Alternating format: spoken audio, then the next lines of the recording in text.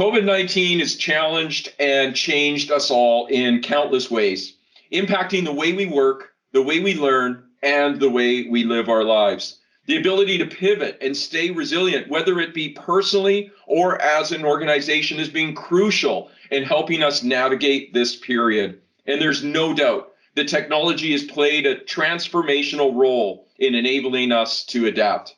My guest on today's episode of KEVtalks is no stranger to transformation or personal challenges.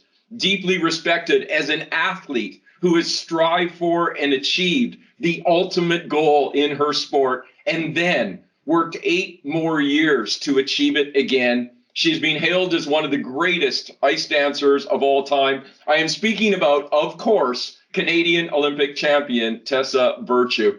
Tessa has now moved on to the next chapter of her career, taking on the business world by working on her Executive MBA at Queen's University while undertaking an internship at Deloitte. Hello, Tessa, and thank you very much for joining us today. Hello, thanks so much for having me, and what a beautiful introduction. I really appreciate the kind words. Tell us all more about your decision to retire after the Pyeongchang Olympics. Because we all wanted you to continue forever, Tessa. We loved watching you. How did the prospect of retiring feel for you? And at the time, did you know what you wanted to tackle next? Well, I had a little bit of experience in the quote unquote retirement realm because after the 2014 Olympics in Sochi, we stepped back from competition. And truthfully, Scott and I thought that was it for us. We thought we were done with the sport, ready to move on, ready to say yes to new challenges. And it didn't take long at that point to realize that we missed having a purpose. We thought we had more potential to explore, and we were keen to do things differently. We wanted to shake up and disrupt the skating world a little bit. So we knew for sure, without an ounce of doubt heading into Pyeongchang, that would be our very last time on competitive ice. And it made sense for me at that point to say yes to school. It seemed like the perfect buffer between sport and real life, where there was a goal in the not so distant future. I knew how to create an action plan in order to achieve it. And it gave me this sense of newfound purpose. And effectively, we all know that learning new skills at any point is difficult. Recently, you've had to go through this transition and you've had to learn new skills during a pandemic. What are some of the skills that you found transferable from your previous career? And what have you learned about yourself through this period?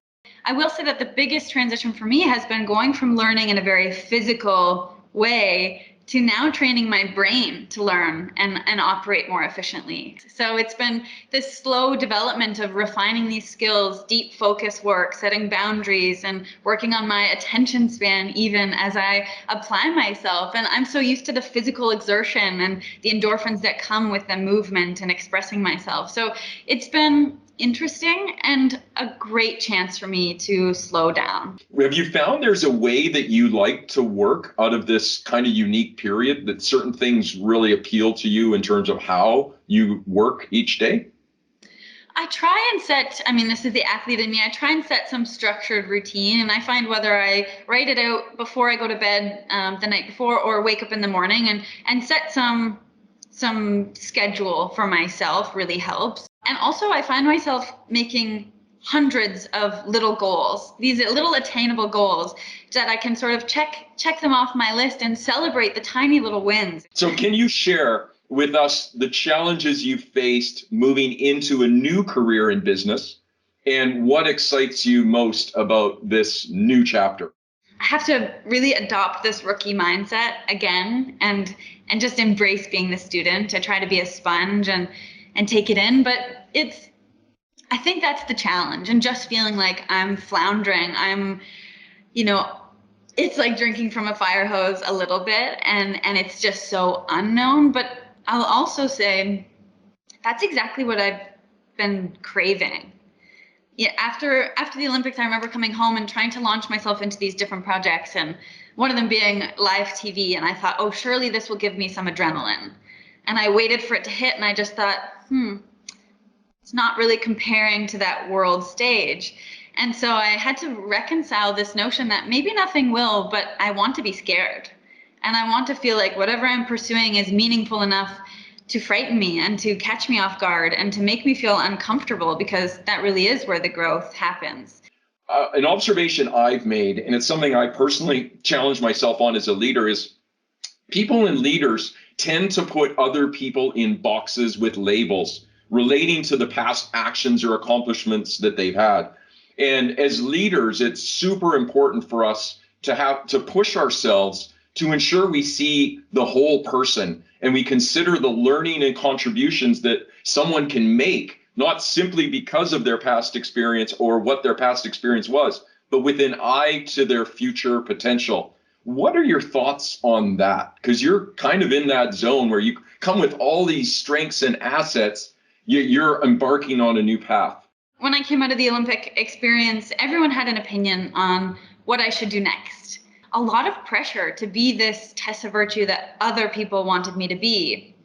And I realized that that's part of art and sport, is that people consume it and they internalize it to make it make sense in their own realm.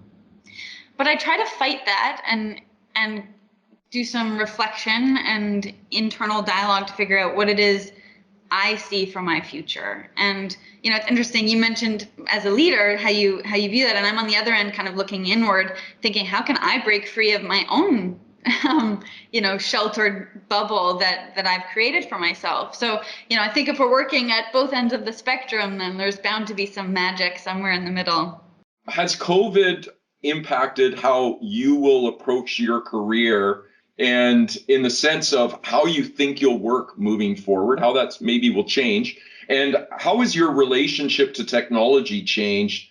Has it changed at all during this period? This time has completely changed and affected my relationship with technology. I've been so dependent upon it. Suddenly, my entire life is reliant on Microsoft Teams and Excel and PowerPoint and all these things. And this ability, what we're all missing is the human connection right now, I think, more than ever. And yet, through our devices, we're able to still cultivate this rapport, this trust, this working relationship with one another. And that's so beautiful. And not only that, but, at least as far as my experience with Microsoft goes, it's on an integrated and intuitive platform that even for me makes sense. And I feel so much more confident. I feel so much more able to take on the workload and sort of keep up to my peers. But I'm also deeply grateful for what it has offered me. I love that. And hey, the essence of what Microsoft's trying to do is actually make it so that you don't have to spend 22 years coding to be able to collaborate, communicate, and create excellence from your insights and the ideas that you have. So fantastic. Hey, one final question. I'm sure being in the public eye, people like to think that they know everything about you, but clearly you've proven yourself to be incredibly multifaceted, transitioning from the ice into a business career rather seamlessly. So I do have to ask, is there any fun tidbit you'd like to share that maybe most people don't know about you?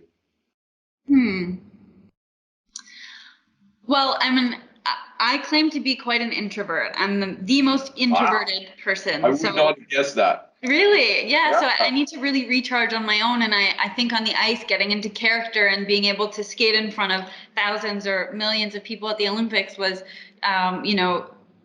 not natural for me necessarily. But maybe one thing surprising, I'm so clumsy. I'm the least coordinated person. I'm spilling things, I'm tripping, I'm falling. There's really nothing graceful about my everyday existence. Tessa, thank you so much for joining us. You are absolutely amazing. It's been a treasured moment for me to be able to share some time with you and learn from you.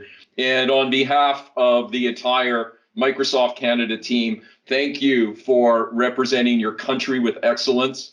We wish you all the very best in this next chapter. Thank you so much. You rock, Tessa. I love it. Thanks, team. Go Canada.